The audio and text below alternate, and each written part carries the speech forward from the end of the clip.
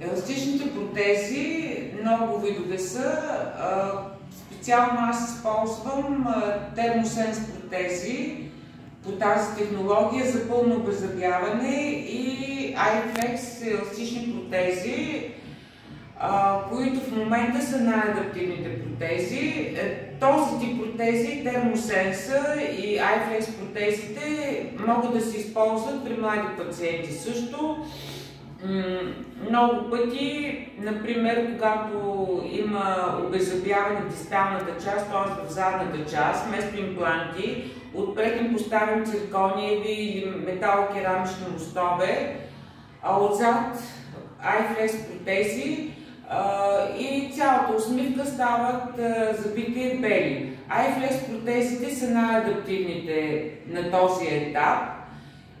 Пациентите свикват изключително много бързо, при тях няма куки, метални, излизат ини като ушенца, които преминават покрай екваторите на зъбите, покрай дори самия зъб.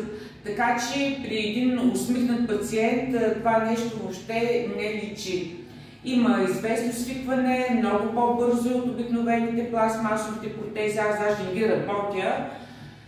Пациентите ги викам през 3-4 дена, понеже те потъват и постепенно самата протеза се адаптира към венеца. Термосенс протезите, те са почти твърди, пластични протези, не са така меки, поставят се в топла вода 3-4 минути, леко да омекнат, за да могат и по-добре да прилепнат към съответно горната или долната челюст.